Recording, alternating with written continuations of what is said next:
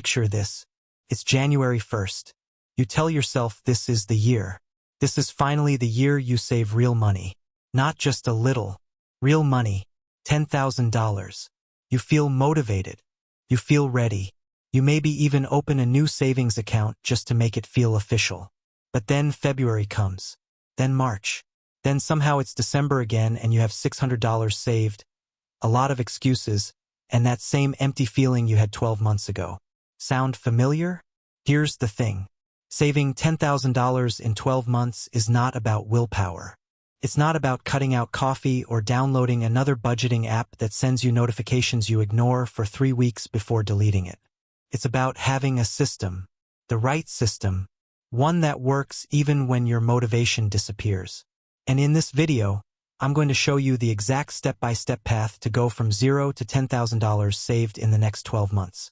Even if you've tried before, even if you've failed before, even if right now your savings account has absolutely nothing in it. My name is Jack. If you're someone who wants to finally build real savings and stop feeling stuck, hit the subscribe button and give this video a thumbs up. Let's get into it. Let's start with the first uncomfortable truth. Most people fail at saving not because they don't earn enough. They fail because they have no structure. They spend first and save whatever is left. And here's the brutal problem with that approach. Whatever is left is almost always nothing. Because money has a way of disappearing into small decisions you barely remember making. So the very first shift you need to make is this. Pay yourself first. Here's exactly what that means. The moment your paycheck lands, before you pay rent, before you buy groceries, before you do anything at all, a fixed amount moves automatically into a completely separate savings account.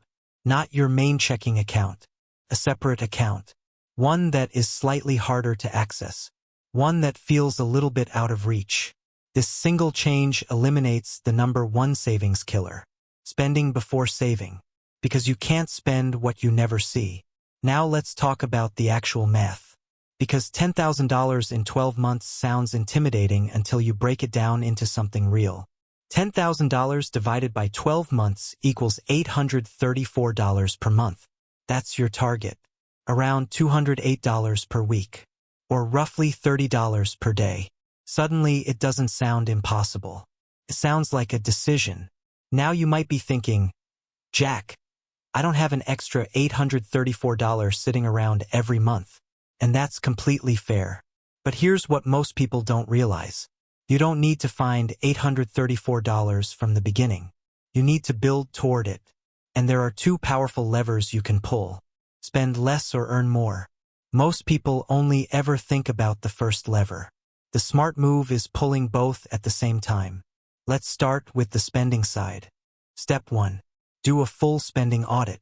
Pull up your last 30 days of bank statements and credit card transactions. Every single one. Go through them line by line. Most people are genuinely shocked by what they find. Subscriptions they forgot they signed up for. Food delivery 4 or 5 times a week. Random online purchases that felt important in the moment and meant absolutely nothing 48 hours later. Research shows the average person spends over $200 per month on subscriptions alone. Services they don't use, don't remember, and definitely don't need. Cancel what you're not actively using right now. That is instant, effortless savings with zero lifestyle impact. Step 2. Identify and eliminate your 3 biggest spending leaks. In personal finance, most overspending concentrates in 3 areas. Food, transportation, and entertainment. You don't need to eliminate these completely. You need to optimize them. Cook at home 4 nights a week instead of 2. Carpool or combine errands to cut fuel costs. Swap 2 expensive nights out for cheaper but still enjoyable alternatives. These small consistent shifts alone can free up $200 to $400 per month without ever feeling deprived or like you're punishing yourself. Step 3. Run a no-spend challenge once a month. Pick one full week where you spend 0 on non-essentials. No restaurants. No online shopping. No impulse purchases. Just genuine necessities. One focused week per month adds up to 3 full months of disciplined spending across the year. And beyond the money saved, the psychological reset it creates is incredibly powerful. You start realizing how many purchases were habits, not actual needs. Now here's where it gets really interesting, because cutting expenses only gets you so far. At some point you hit a floor. You still need to eat. You still need to pay rent. You still need to live. Which is exactly why the second lever matters just as much as the first. Step 4. Add one additional income stream. And this does not need to be complicated or dramatic. Freelancing a skill you already have. Tutoring. Selling items around your home you no longer use. Weekend gigs. Offering a service in your neighborhood. Even generating an extra $200 to $300 per month transforms your savings trajectory completely. Let's go back to the math. If cutting expenses frees up $400 per month and a small side income adds $300, you're already at $700 per month. That's 84% of your $834 target from just 2 focused moves. Step 5. Automate everything. Here is the real secret that most savings advice skips over entirely. Discipline runs out. Willpower is a limited resource. The people who save consistently month after month are not more motivated than you. They are not stronger than you. They have simply removed the decision entirely. Set up an automatic transfer that fires on payday. The money moves before you can think about it, before you can justify spending it, before your brain finds a reason to delay it. You never see it sitting in your account. You never feel tempted by it. It just quietly builds. Now there's one more thing I need to warn you about. Something most savings content completely ignores. It's called the middle month trap. Month 1, you're excited. Month 2, still going strong. Month 3, something unexpected hits. Car repair. A surprise medical bill. A friend's birthday dinner you forgot about. And suddenly your savings account gets raided to cover it. And you feel like you're starting completely over. And that feeling destroys momentum faster than anything else. Here's how you prevent it. Build a small buffer fund alongside your main savings goal.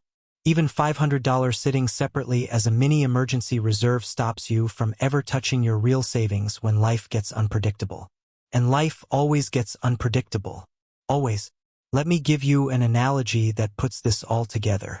Saving $10,000 is like hiking a mountain. The first day feels exciting and full of energy. The middle stretch feels long and repetitive. The final push before the summit feels almost impossible. But the people who make it to the top are not stronger or faster than everyone who turned back. They just kept moving forward on the days when it stopped feeling exciting. That's the entire game. So here is the complete step-by-step path. 1. Pay yourself first automatically on every single payday.